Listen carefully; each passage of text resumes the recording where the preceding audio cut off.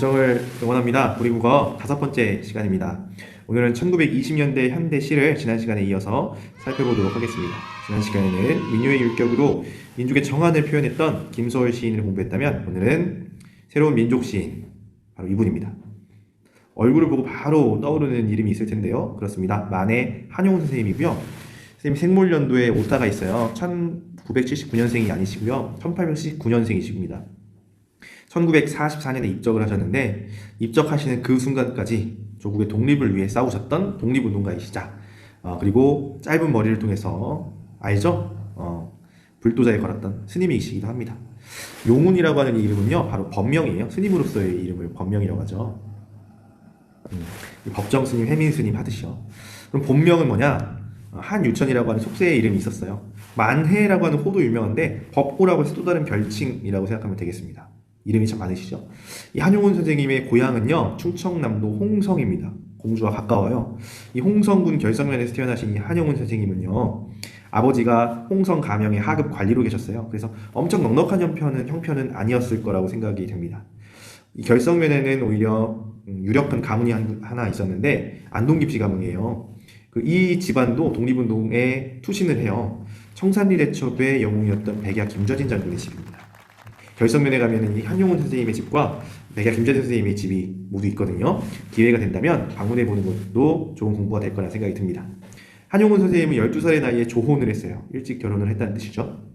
그런데 가정을 이뤘습니다만 갑자기 돌연 가출을 해요. 그 이유에 대해서 구구절절 말씀하신 바는 없습니다만은 유추는 가능해요. 1896년이면 우리나라가 굉장히 혼란스러울 때거든요. 갑오년 이후에 갑오개혁, 그 당시 동학농민운동, 굉장히 혼란스러운 상황 속에서 심리적 갈등이 있었을 거라고 생각이 됩니다. 그런데 물론 비판받을 수도 있어요. 이 당시에 가정을 이뤘고 또 아내는 만삭이었다고 합니다. 만삭의 아내에게 미역 사올게 하고 그 길로 강원도 인제에 있는 백담사 오세암으로 들어가시게 된 거예요. 그래서 현대적인 관점에서 보면 비판받을 수도 있습니다만은 이 오세암은 굉장히 유명한 남자죠. 이곳에서 절의 허드렛일을 도와주며 불경 공부를 하셨다고 합니다. 이때 가출했다고 해서 스님이 됐다는 뜻은 아니에요. 정식 출가는 1905년에 하게 되십니다. 그리고 불도에 정진하게 되는데 명진학교라고 하는 불교학교에 입학을 해서 일기생이었어요. 공부를 좀 더 하게 됩니다. 이 명진학교는 지금도 있어요. 뒤에 남산이 보이는 그런 학교인데요. 여러분, 이 학교는 서울에 있는 동국대학교입니다. 동국대학교의 전신이 바로 명진학교예요. 그래서 동국대학교에는 이 만해 선생님이 1기 졸업생이잖아요. 그를 기리기 위해 만해 기념관, 만해관 이런 건물들도 있다고 해요. 그 이후에 한용운 선생님은 불교 경전을 읽고 도를 닦는 것도 중요하지만 어려운 시국에 이런 세상을 보는 눈을 키우는 것이 중요하겠다 해서 세계 여행을 떠나기로 결심을 하세요. 그래서 가장 가까운 유럽인 연해주 블라디보스토크에 가게 되는데 이 당시에 일본인 첩자들이 의심을 받지 않기 위해서 승복을 입고 짧은 머리를 한 채 돌아다녔다고 해요. 그래서 한용운 선생님이 그 일본인 첩자로 오인을 받고 블라디보스토크에 있던 우리 독립운동가들에게 잡힙니다. 그래서 죽임을 당할 위협을 받게 되는데 이때 한용운 선생님이 뭐라고 하셨냐? 죽여도 좋으나 내 뼛가루를 조국에 뿌려달라. 그 이야기를 듣고 그 독립운동가들이 조선인이 맞구나 하고 풀어줬다는 이야기도 있고요. 그 이후에 만주에 가서 독립군들을 방문하고 격려하고 또 도움을 주는 도중에 독립군 한 명이 또 역시 일본인 첩자로 오인을 해서 총을 쏩니다. 한용운 선생님에게. 그래서 한용운 선생님이 목에 뒤에 총상을 입게 되시거든요. 이때 입은 총상 때문에 평생 고개를 제대로 못 드셨다고 해요. 이따 사진을 보여줄 텐데 굉장히 구구정한 모습으로 사진을 찍으셨어요. 그러나 그 독립군을 원망하지 않으셨답니다. 그대가 있어서 대한의 독립이 머지 않았다. 그런 말씀까지 하셨다고 이야기를 합니다. 한용운 선생님은 결국 스님이에요. 그래서 조선 불교 유신론이라는 책도 내셨는데 내용은 조선의 불교가 근대화되어야 된다. 이 삼국시대에 들어왔던 종교잖아요. 그것이 과거의 것만 집착하게 되면 구태의연한 종교가 될 수밖에 없다. 그래서 개혁해야 된다. 그런 내용의 책이 바로 조선 불교 유신론이고요. 그러니까 굉장히 진보적인 스님이었다고 생각을 하면 돼요. 이후에 명진학교 본인의 모교였던 명진학교의 교편을 잡기도 하셨습니다. 그리고 여러분 잘 알고 있다시피 3.1운동의 주도적인 역할을 하세요. 불교를 대표하는 민족대표 33인 가운데 한 분이셨고요.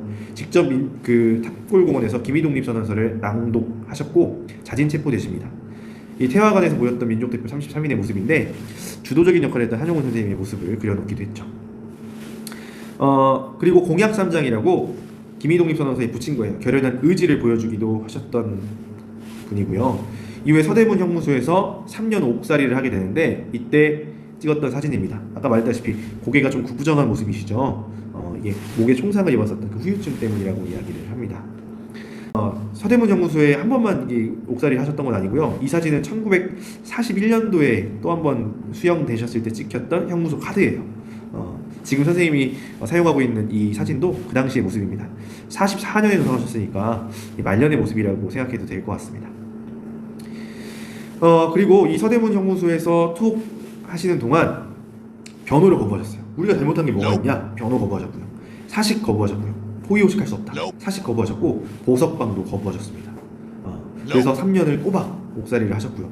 그 이후에 다시 백담사로 돌아가셔서 님의 침묵이라고 하는 생애 유일한 시집을 내게 되는데 이 시집이 얼마나 대단하냐? 1920년대 나온 시집이지만 지금 봐도 굉장히 세련됐다는 거죠. 그런데 한용운 선생님은 어려서는 서당을 다녔어요. 한학을 배운 분이고 또 불교 공부를 했기 때문에 현대 문학을 공부할 기회가 많지 않았을 겁니다. 그럼에도 불구하고 20년대 쓰인 시 가운데 가장 세련되다고 말해도 이상이 없는 그런 시를 썼다는 점이 굉장히 대단하게 느꼈습니다.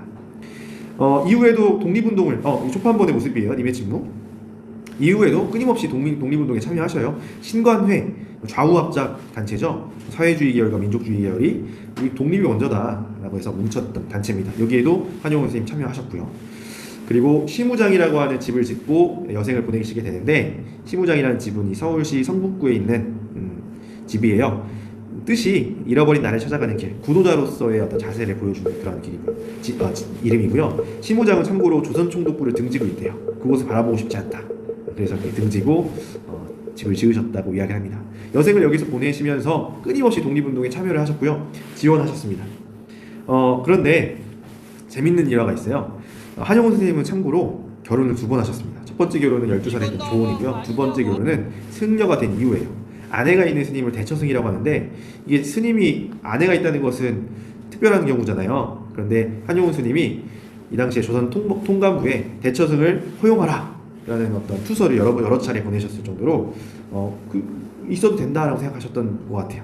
의외의 면이죠. 그래서 한용운 선생님은 전처와에서 아들 1명 그리고 후처와 사이에서 따님 한 분이 있었어요. 그래서 따님이 시무장을 끝까지 지켰던 것으로 알고 있는데 지금은 아마 안 계실 것 같아요. 입담이 굉장히 거치셨던 것으로 유명합니다. 그래서 한 번은 스님들과의 식사 자리였어요.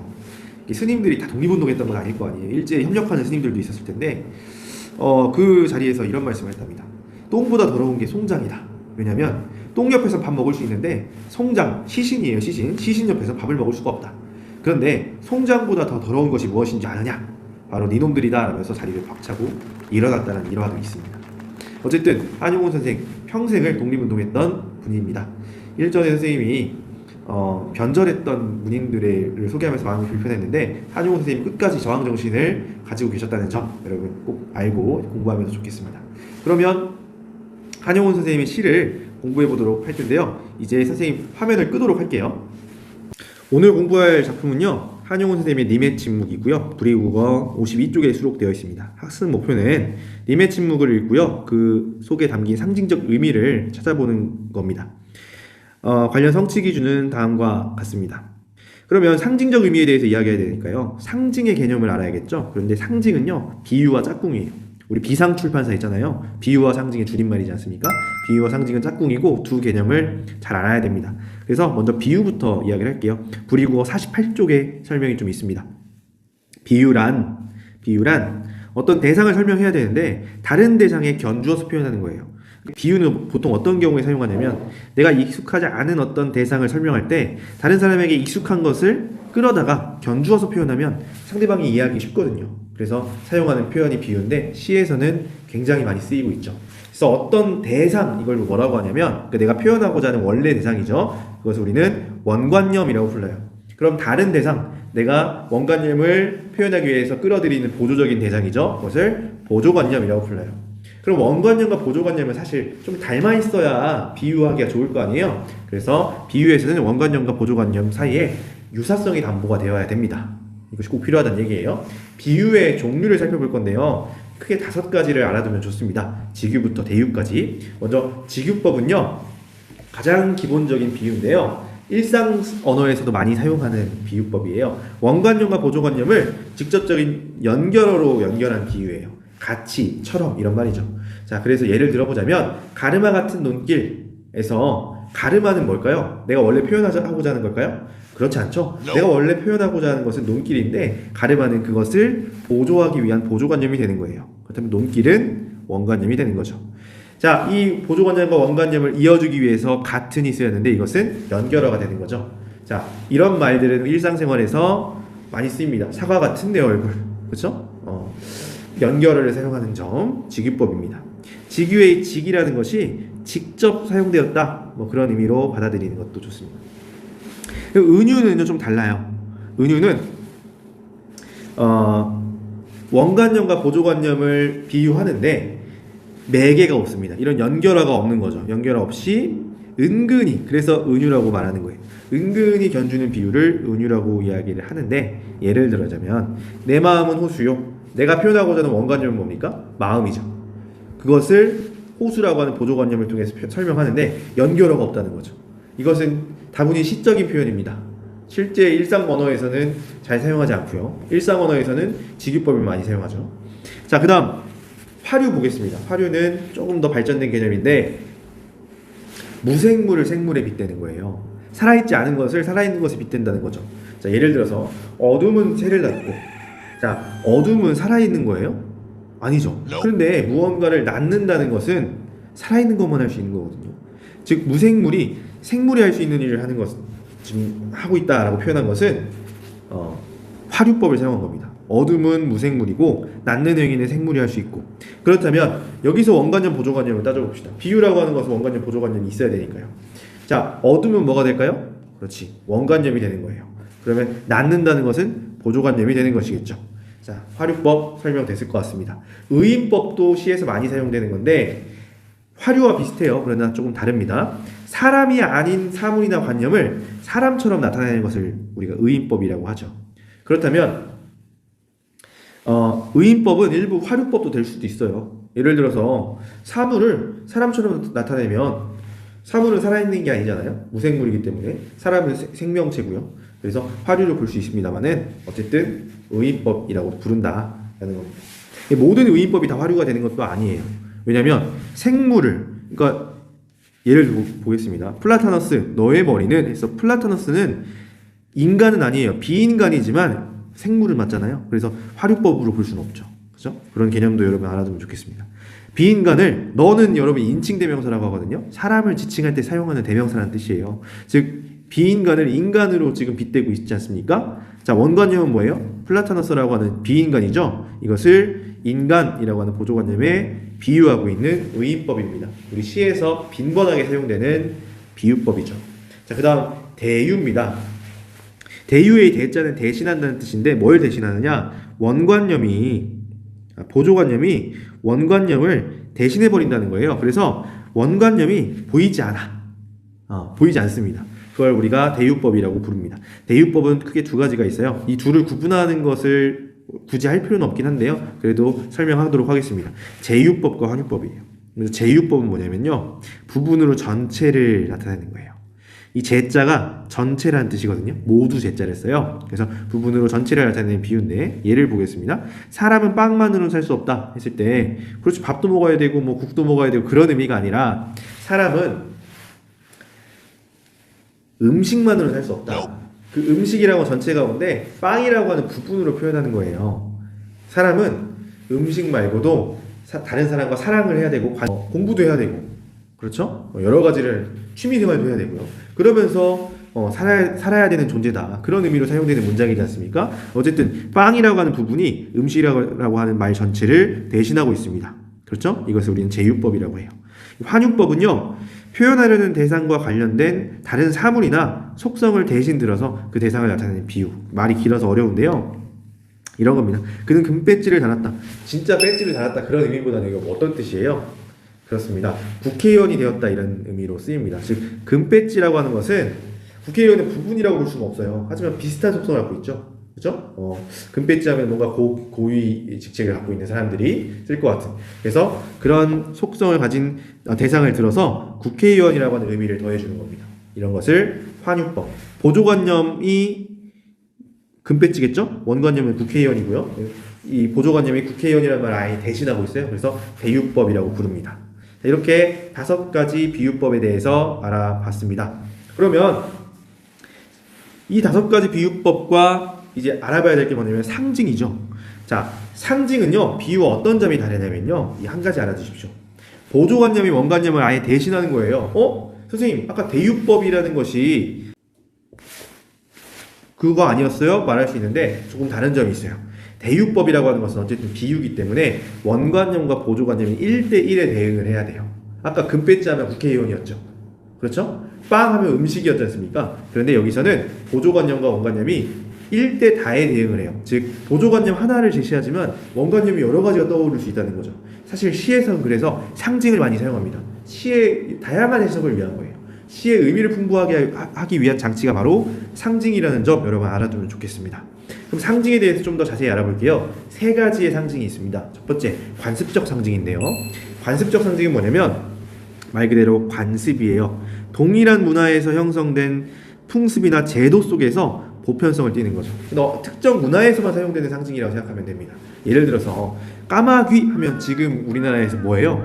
흉조죠. 불길한 기운을 가져오는 새잖아요. 그런데 다른 나라에서는요, 까마귀가 길조예요. 우리나라에서도 옛날에 고구려는 삼조고 해가지고 굉장히 신성한 새로 생각을 했습니다. 그리고 까마귀는 실제로 굉장한 효를 행하는 새예요. 굉장히 똑똑하기도 하고요. 굳이 흉조로 볼 필요는 없는데 우리나라에서는 까맣고 울음소리가 불길해서 흉조로 받아들이죠. 그런 상징을 우리는 관습적 상징이라고 부른다는 겁니다. 그럼 원형적 상징은 뭐냐면 관습적 상징이 좀 확대된 형태라고 보면 돼요. 역사, 문학, 종교, 풍습 등에서 다양한 그 민족들이 수없이 되풀이하고 있는 그런 이미지를 우리는 원형적 상징이라고 해요. 원형적 상징도 많이 사용합니다. 예를 들어서 태양 하면 뭐가 떠오릅니까, 여러분? 그렇지, 절대자. 우리나라에서만 절대자라고 생각하는 게 아니에요. 우리나라에서도 태양 하면 신을 떠올렸지만 유럽에서도, 그렇죠? 그리스 로마 신에 보면은, 신화에 보면 태양 하면 신, 아폴로 신 막 있잖아요. 그런 절대자의 의미도 갖고 있고요. 또 내일도 태양을 뜬다 하면 희망의 의미를 갖기도 하고, 뭐 열정의 의미를 갖기도 하겠죠. 정열. 자, 그다음 개인적 상징 보겠습니다. 개인적 상징이라는 건 뭐냐면 한 작품 안에서만 의미를 지녀요. 그리고 이것은 시인의 어떤 독창적인 체험에 의하기 때문에 개인적 상징이 어떻게 보면 이 셋 중에 가장 다양한 해석들을 이끌어낼 수 있는 상징이다 생각하면 되겠습니다. 오늘 공부할 님의 침묵에서 님은요, 여러 가지로 해석할 수 있을 거예요. 그렇죠? 그것들을 오늘 살펴보도록 하겠습니다. 시인의 개인적 체험, 한용운이라고 하는 시인. 그래서 이 개인적 상징을 보려면 작가론적 관점, 표현론적 관점에서 시를 읽을 필요도 있다는 겁니다. 자, 알겠습니까? 자, 아무튼 제일 중요한 건요, 원관념과 보조관념의 개념인데, 비유는요, 원관념과 보조관념이 1대1에 대응을 하지만 상징은 어떻다? 상징은 보조관념이 1이라면 원관념은 여러 개다. 그래서 시의 의미를 굉장히 풍부하게 만든다. 이거 여러분 비유와 상징에서의 핵심적인 내용이라고 해도 과언이 아니겠습니다. 자, 님의 침묵을 우선 낭송하고 보도록 하겠습니다. 한용운, 님의 침묵. 님은 같습니다. 아, 사랑하는 나의 님은 같습니다. 푸른 산빛을 깨치고 단풍나무 숲을 향하여 난 작은 길을 걸어서 차마 떨치고 갔습니다. 황금의 꽃같이 굳고 빛나던 옛 맹선은 차디찬 티끌이 되어서 한숨의 미풍에 날아갔습니다. 날카로운 첫 키스의 추억은 나의 운명의 지침을 돌려놓고 뒷걸음쳐서 사라졌습니다. 나는 향기로운 님의 말소리에 귀먹고 꽃다운 님의 얼굴에 눈멀었습니다. 사랑도 사람의 일이라 만날 때에 미리 떠날 것을 염려하고 경계하지 아니한 것은 아니지만 이별은 뜻밖의 일이 되고 놀란 가슴은 새로운 슬픔에 터집니다. 그러나 이별을 쓸데없는 눈물의 원천을 만들고 마는 것은 스스로 사랑을 깨치는 것인 줄 아는 까닭에 걷잡을 수 없는 슬픔의 힘을 옮겨서 새 희망의 정수박이에 들어 부었습니다. 우리는 만날 때에 떠날 것을 염려하는 것과 같이 떠날 때에 다시 만날 것을 믿습니다. 아, 님은 갔지만 나는 님을 보내지 아니하였습니다. 제 곡주를 못 이기는 사랑의 노래는 님의 침묵을 휩싸고 돕니다. 자, 이상 한영훈 선생님의 님의 침묵이었습니다. 바로 해석을 들어갈 건데, 일단 첫인상은요, 이 시의 첫인상은 뭐 사랑시입니다. 그렇죠? 그냥 님이 부재하고 있는 상황에서 님을 영원히 잊지 않겠다, 뭐 그런 메시지를 담고 있는 사랑시처럼 느껴집니다. 확실한 건 님은 같다라는 거예요. 그렇죠? 님은 같다, 이런 메시지가 전달되고 있죠. 님이라고 하는 사람이 갔어요. 갔다라는 말은 님이 뭐하고 있다? 부재하고 있다라는 의미로 받아들일 수 있을 것 같고요. 부재하고 있는 것을 긍정적인 상황으로 그릴 수는 없죠. 그렇죠? 부정적인 상황이다 생각하면 되겠습니다. 부정적인 상황이에요.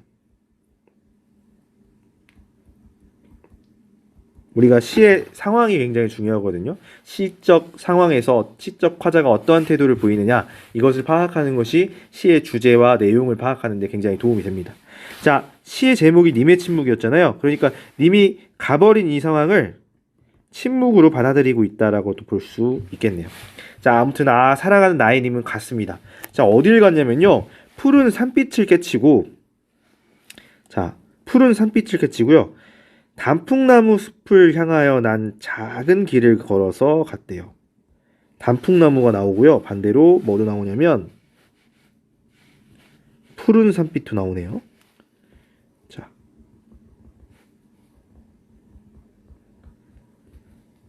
여기서 선생님이 몇 가지 이야기를 할 텐데요. 자, 푸른 산빛과 단풍은요, 서로 뭐가 대비되죠? 그렇습니다. 색이 대비돼요. 그래서 색채가 대비되는 그런 효과를 누리면서 동시에 아예 시어 자체가 의미가 굉장히 상징하는 바가 다릅니다. 자, 예를 들어서 푸른 미래, 우리가 푸른 하늘, 어떤 너의 미래가 창창하다, 푸르다 할 때 푸른은 굉장히 좋은 의미로 사용되죠. 희망을 의미하고요, 밝은 미래를 의미하고 생명력을 의미한다면, 붉은색은 어떨까요? 여러분, 붉은색 하면 떠오르는 것이 이게 단풍도 있지만 저녁, 노을도 떠오르잖아요. 그런데 단풍도 그렇고 노을도 그렇고요, 좀 있으면 어떻게 돼요? 아름답게 느껴지지만 좀 있으면 어때? 사라집니다. 즉 소멸의 이미지를 갖고요, 동시에 떨어진다, 조락의 이미지를 갖게 돼요. 그러니까 님이 지금 부재하고 있는 상황을 단풍나무 숲을 향하여 난 작은 길을 걸어간 것으로 표현하고 있다는 것은 부정적으로 인식하고 있는 게 맞아요. 그러니까 좋은 곳으로 간 것은 아닌 것 같습니다. 그렇죠? 자, 그런데 님이 떠나기 전에 뭘 했나 봐요. 뭐냐면 황금의 꽃같이 굳고 빛나던 옛 맹서란 말이 나오잖아요. 나 맹세해 하면서 뭔가 맹세를 했나 봐요. 그런데 그것이 황금의 꽃처럼, 황금처럼 느껴졌나 봅니다. 그것이 근데 차디찬 티끌이 되어버렸답니다. 여러분, 황금과 티끌도 보면 알겠지만 어떤 시어라는 거 알 수 있을 것 같아요? 대비되는 시어입니다. 황금이라고 하는 것은 우리가 금이 귀한 이유가 뭐냐면 잘 변하지 않거든요. 황금빛은 녹슬거나 그러지 않아요. 영원히 그것을 유지하죠. 그 빛을요. 그래서 황금 하면은 우리가 불변을 상징한다라고 볼 수 있지만, 티끌은 어떻습니까? 한숨 미풍에 날아가 버린대요. 선풍기도 강풍, 약풍 다음에 미풍 가장 약하잖아요. 그렇죠? 그런 미풍에도 날아갈 만큼 가변적인 것이 되어버렸다는 거예요. 그 약속, 맹세, 소용이 없어졌다는 얘기죠. 그런데 날카로운 첫 키스의 추억은 어떻게 스님이 이렇게 세련된 표현을 쓰는지. 그런데 이 날카로운 첫 키스의 추억이라는 말은 뭐냐면 님과의 뜨거운 사랑, 어떤 인상적이었던 사랑을 의미하는 거고, 이 사랑이 나의 운명의 지침을 돌려놓았다. 그 말은 내 인생, 내 운명에 영향을 줄 정도로 큰 일이었다, 큰 사건이었다, 그런 의미예요. 그래놓고 뒷걸음쳐서 사라졌습니다 라고 이야기가 되어 있죠. 자, 다음 부분 읽어보겠습니다.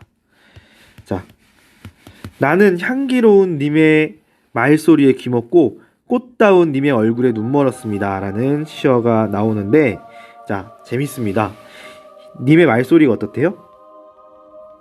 향기롭대요. 근데 여러분, 말소리와 향기롭다라고 하는 것이 조화로운 어떤 구성입니까? 말소리는 듣는 거잖아요. 즉, 이건 청각에 해당하는 건데, 향기롭다는 코로 우리 느끼는 거기 때문에 후각이에요. 이러한 표현을 우리는 청각의 후각화, 이 감각의 전이 이렇게 표현하고요. 다른 말로 뭐라고 합니까? 공감각적 표현이라고 이야기를 합니다. 한용운 선생님이 이게 1920년대에 그것도 어떤 현대적인 학교, 문학을 전공한 것도 아니신 분이 이렇게 훌륭한 공감각적 표현을 사용하고 있다는 것. 선생님이 그래서 한용운 선생님을 시인으로서 굉장히 높이 평가할 수밖에 없다라는 겁니다. 훌륭하죠.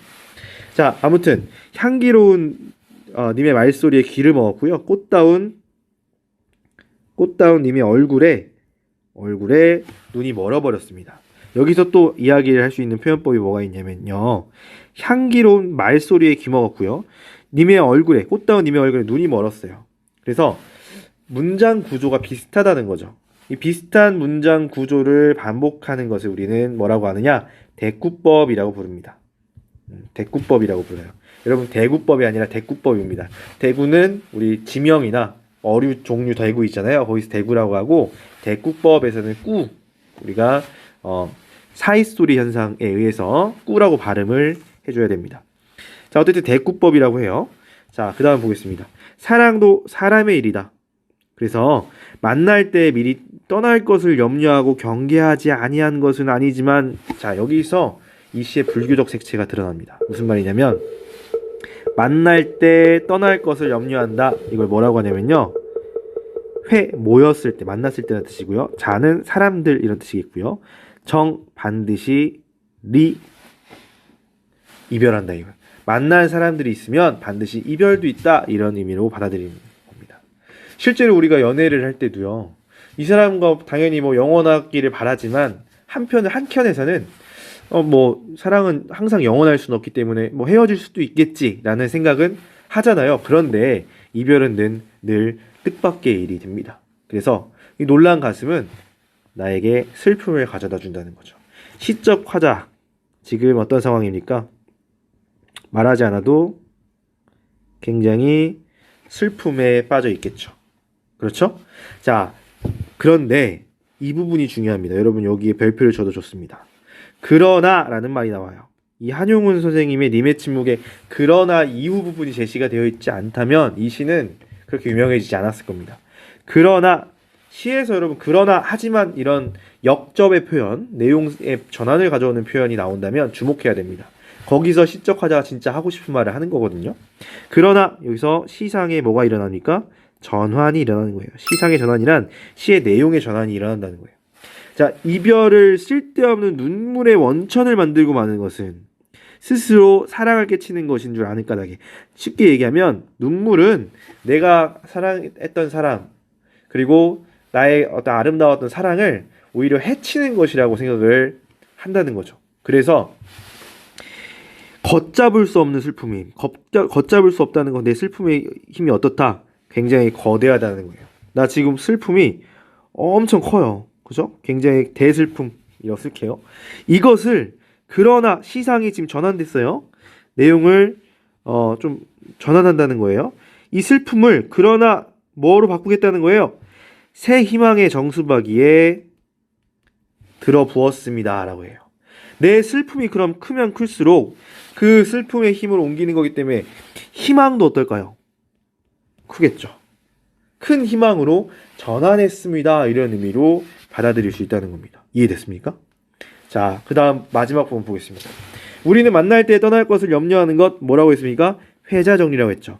반대로 떠날 때 반드시 만날 것이라고 하는 사자성어도 있어요. 뭐냐면 거자필반이라는 거예요. 회자정리 거자필반은요. 불교의 인연 문제와 관련이 있기 때문에 이 시가 불교적 색채를 지니고 있구나. 시인이 누구다? 한용운이라고 하는 스님이구나 라는 것을 다시 한번 확인할 수 있는 부분이죠. 자, 이런 여러분 감탄조의 표현을 우리는 뭐라고 합니까? 영탄법이라고 하죠. 영탄적 어조 이렇게 표현하기도 하죠. 영탄법을 사용하면서 아주 또 중요한 표현을 합니다.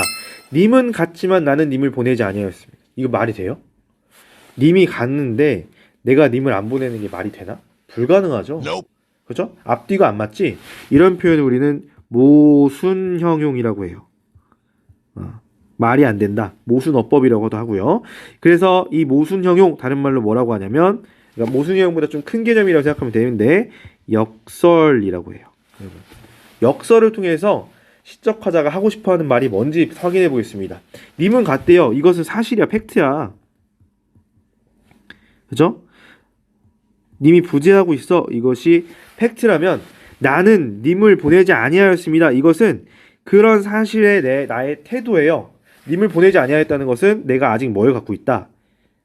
희망을 갖고 있다는 거예요. 님의 부재 속에서 나는 님을 다시 되찾겠다라고 하는 희망을 갖고 있습니다. 라는 거예요. 그래서 마지막 부분, 그래서 내 곡조를 못 이기는 사랑의 노래. 어마어마하게 크다는 뜻이죠. 못 이길 정도로. 그 사랑의 노래는 님의 침묵, 님의 부재를 휩싸고 돕니다. 내 사랑의 노래는 이제 슬픔이 아니라 더 이상 뭡니까?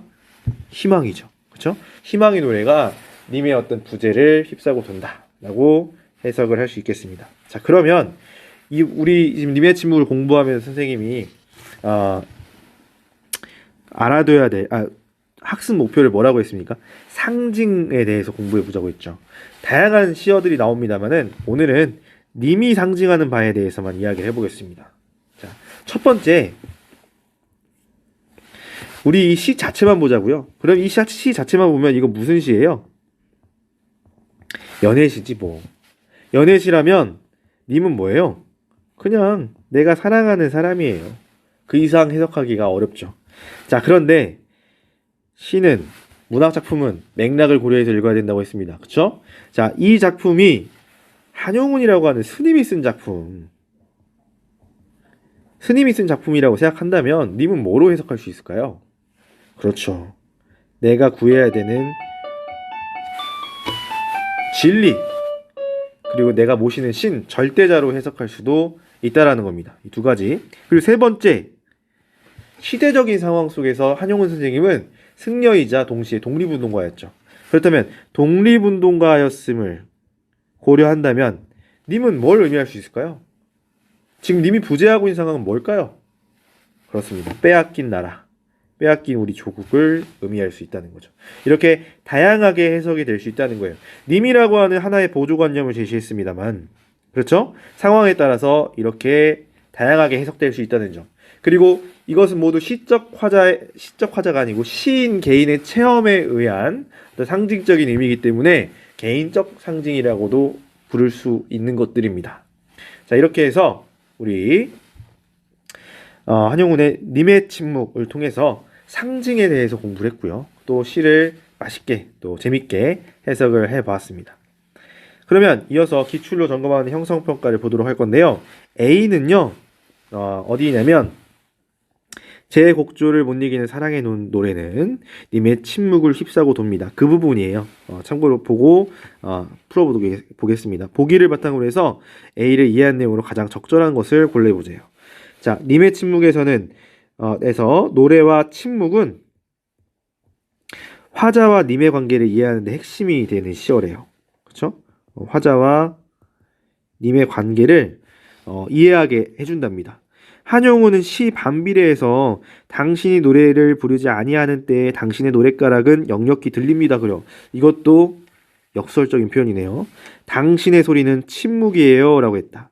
즉 침묵이라는 부재의 상태에서 오히려 님의 실제를 본 것이다 라고 했어요. 그러니까 불교 교리 가운데 색즉시공 공즉시색이라는 표현이 있어요. 뭐냐면 있는 것이 없는 것이고 없는 것이 있는 것이다, 막 이런 의미예요. 그래서 침묵하는 것도 있는 것이고 있는 것도 침묵하는 것이고 뭐 이런 굉장히 난감한, 그러니까 불교 자체가 굉장히 역설적이에요. 보겠습니다. 자, 화자는 님을 향해 노래를 부르는데 시 나의 노래에서 나의 노래가 산과들을 지나서 멀리 계신 님에게 들리는 줄을 안다고 했다. 이는 화자가 자신의 노래에 님과 소통할 수 있는 힘을 부여한 것이라고 볼 수 있다라는 거예요. 즉, 님은 부재하고 있지만 화자는 이 노래의 힘을 통해서 님과 소통하고자 노력하고 있다라고 볼 수 있다는 거죠. 자, 그러면 문제 풀어보겠습니다. 1번. 노래가 제 곡조를 못 이긴다는 것은 님이 침묵하는 상황을 화자가 감당하지 못한다는 뜻이야? 그것으로 보긴 좀 어렵습니다. 오히려 제 곡조를 못 이긴다는 것은 그만큼 나의 사랑이 크다 이런 정도로 해석할 수 있을 것 같고요. 자, 2번. 노래가 님의 침묵을 휩싸고 든다는 것은 화자가 부재 속에서 님이 침묵하고 있다는 것은 님이 부재하고 있는 거잖아요. 실제하는 님과 깊이 교감한다는 뜻이야. 어떨까요? 당신의 소리는 침묵이에요 했지만 침묵은 부재의 상태에서 님의 실제를 본 것이래. 즉 화자가 부재 속에서 실제하는 님과 노래를 부른다는 것은 소통, 교감한다는 의미잖아요. 그래서 이 보기를 고려한다면 2번 선택지가 맞는 것 같아요. 3번 보겠습니다. 나의 노래가 산과 들을 지나서 멀리 나아간다고 한 데에서 사랑의 노래가 자연 친화적임? 이런 해석은 좀 과잉 해석이죠. 그쵸? 자연 친화적인 그런 소리는 아닙니다. 4번째. 침묵을 휩싸고 도는 노래가 사랑의 노래라는 것은 침묵이 끝나야 사랑이 비로소 시작되리라는 것을 말하고 있어. 그건 아니죠. 왜? 사랑은요, 지금 계속 지속되는 거예요. 그쵸? 님이 침묵하고 있는 순간에 님이 존재하고 있는 것이고, 그래서, 나의 사랑은 그때 님이 침묵이 끝나야 시작되는 것이 아니라 이미 하고 있어요. 그쵸? 아닙니다. 5번. 침묵하는 님에게서 노랫가락을 역력히 듣는다는 데에서 사랑의 노래가 화자의 노래가 아니라 님의 노래임을 알 수 있다. 이건 아니죠. 그쵸? 사랑의 노래는 분명히 화자의 노래입니다. 그것은 문장 그 자체만 봐도 알 수 있어요. 정답은 그래서 2번이 정답입니다. 자, 이렇게 해서 우리가 한용운 선생님의 님의 침묵을 살펴봤고요. 다음 시간에는 다시 소설로 가겠습니다. 소설 1930년대 소설을 살펴보도록 할 건데요. 소설가 구보시의 일을 많이 들어봤을 겁니다. 자, 소설가 구보시의 일을 공부를 하도록 할 거고요. 오늘 좀 수업 내용이 많았으리라 짐작이 되는데 고생 많았고요. 다음 시간에도 여러분의 열정을 응원하도록 하겠습니다. 고생 많았습니다.